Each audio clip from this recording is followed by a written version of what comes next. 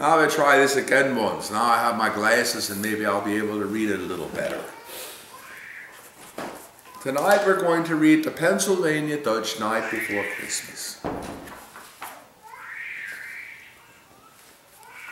Background noise provided by Little Zachary. It was the night before Christmas and all over the farm. Nothing was schusslich, no cause for alarm. Okay, stop reading. The socks were all hung by the chimney just so, with the hopes they get filled up from ankle to toe. The nixnusses schnoozing without any sound, in their heads clear toy candies been dancing around. And Mama and me, well, we out in delight, crawl under the covers and snuggled up tight. Then from the outside we heard something fierce that made open our eyeballs and rattled our ears. There was crashing and banging, and could it be true? Did our ears deceive us, or was it a moo? Then off to the window we ran in the dark, kicked the dog accidental, he started to bark. When we looked through the window coming in through the gate, it wasn't one mooer we saw, it was 8. 4 cows and 4 steers. They were harnessed somehow, and were dragging behind them an old-fashioned plow. What's that? And there, just behind it, as sour as a pickle, was a fellow we knew had to be the Belschnickel. He wiggled that plow to keep going on course. I think he'd done better if he'd had a horse. So dopplich and slow those 8 dunners they did run, and he growled and he grumbled and he yelled at each one. Na Jackie, na Becky, na Rachel, Hosea, on Menno, on Sarah, Esther, Obadiah. And watch where you're going. There's nothing unwiser than stamping your hoofs into street fertilizer. Then they got through the barnyard without any hitch, and the Belschnickel grumbled and raised a big snitch. Climb up on that roof now, and you make it snappy. We don't want to make me no more unhappy.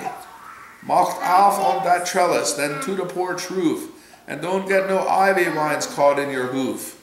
I'll get awful gristly if you make me fall, so clamber up, clamber up, clamber up all. I want to see.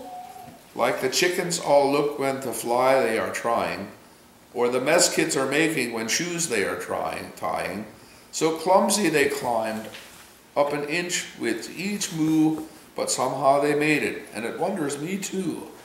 And then in a twinkle we heard on the roof each cow that was roosting round stamping its hoof. The cracks of the roof timbers filled all our ears, 'cause it just wasn't built for 4 cows and 4 steers. By now all the kiddies had run in our room, frightened by all these cracks and these booms. To tell them what happened, I was going to begin, when jumping chi sue, the ceiling fell in. Down came the Belschnickel, plop in our bed, a few shingles making down right on his head, and when we looked up through the hole in the ceiling, it was just a little bit worried we are feeling. For there overhead was that 8 head of cattle, still stomping so hard that it made the walls rattle.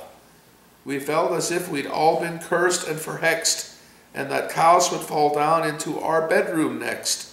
But they up on the roof stayed, and I wiped away sweat, then looked at that scary old Belschnickel yet.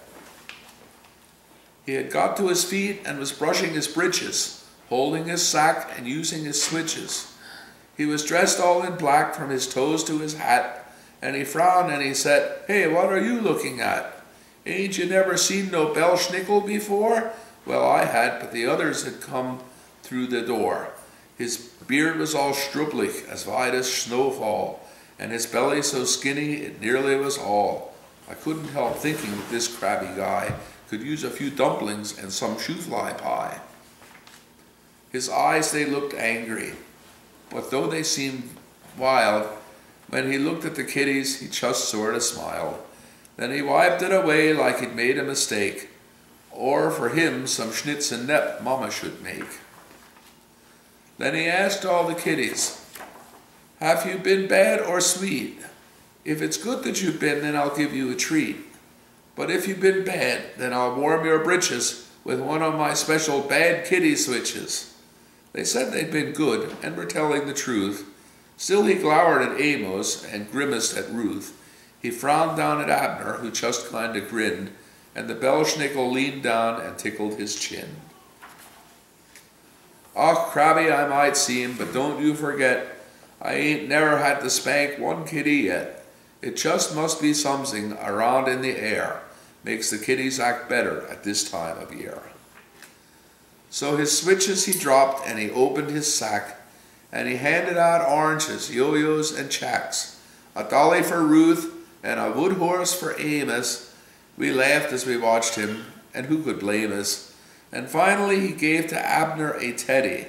With that final gift to leave he was ready. But he said as he crawled over shingles and sticks, "I'll send over Stoltzfus your broke roof to fix." Then he chumped the hole through up to his waiting plow, and he yelled to his livestock, "Get going, and now down to the ground and without no complaint until we get done and the houses all ain't." They sprung off the roof to the yard way below, where they got stuck in nearly 40 inches of snow, and that Belschnickel yelled, brushing snow off his beard, "Merry Christmas to all, now just go back to bed." The end. Did you like that? Burma shave. Can you understand any of that? Burma shave. Burma shave.